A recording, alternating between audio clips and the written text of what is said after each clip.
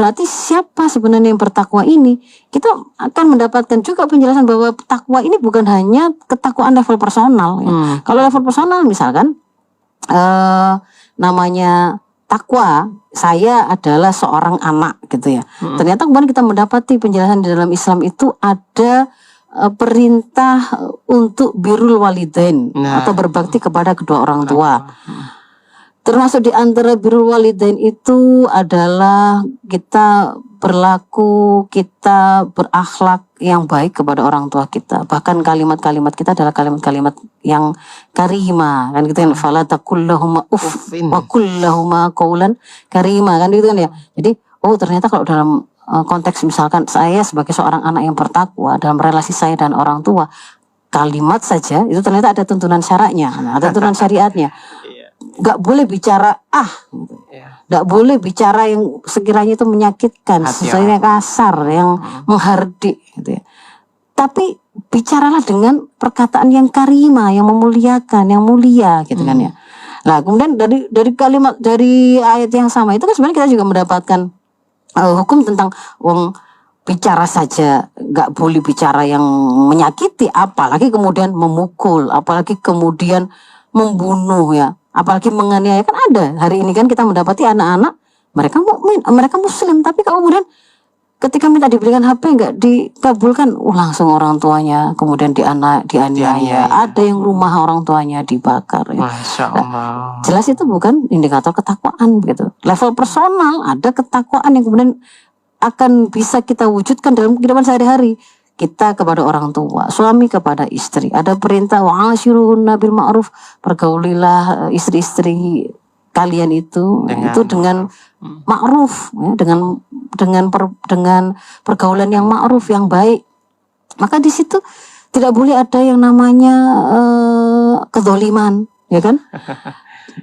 Dipukuli, dianiaya, kalimat-kalimatnya itu kemudian juga menyakiti dan seterusnya. Atau sebaliknya, para perempuan, para ibu, para istri itu diperintahkan untuk memposisikan suaminya dengan penuh kehormatan dan menjaga kehormatan dan kepemimpinan mereka, karena ar-rijalu qawwamun 'alan nisa, kan gitu ya. Jadi di situ juga itu juga bentuk ketakwaan, itu adalah ternyata seorang istri itu tidak meremehkan suaminya, tidak merusak kepemimpinan suaminya, tidak kemudian merendahkan suaminya. Itu bagian dari takwa.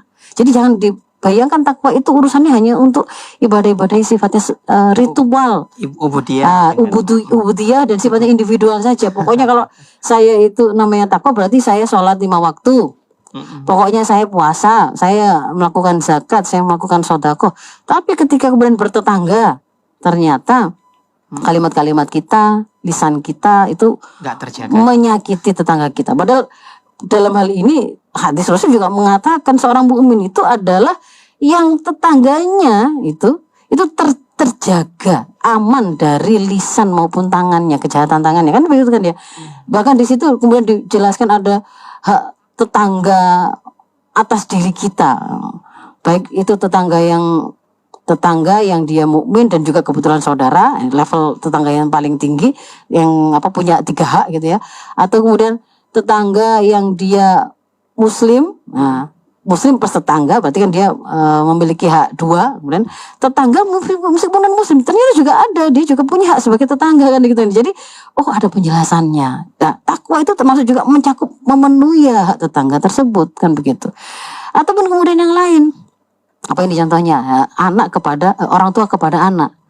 Bagaimana kemudian Allah menyampaikan, Rasul mengajarkan bahwa yang akan bisa menjadikan seorang anak itu menjadi Yahudikah, Majusikah ya, Nasronikah, itu adalah orang tuanya. Wah, berarti namanya bertakwa itu, jadi orang tua yang bertakwa itu berarti mendidik anak-anaknya supaya tetap lurus dalam fitrahnya. Fitrahnya itu apa? Beriman kepada Allah dan kemudian menjadi anak-anak yang taat kepada Rabbnya tadi, kan begitu. Nah, itu juga bagian dari takwa. Maka ketika kemudian dia, saya mau memenuhi kewajiban saya untuk menjadi orang tua yang melaksanakan amanah yang diberikan oleh Allah sesuai dengan yang diarahkan. Berarti apa yang kemudian saya harus lakukan? Ternyata kemudian kita mendapati oh saya harus mengajarkan tentang akidah, saya harus mengajarkan tentang syariah, saya harus memahami kapan dibolehkan melakukan pemberian sanksi.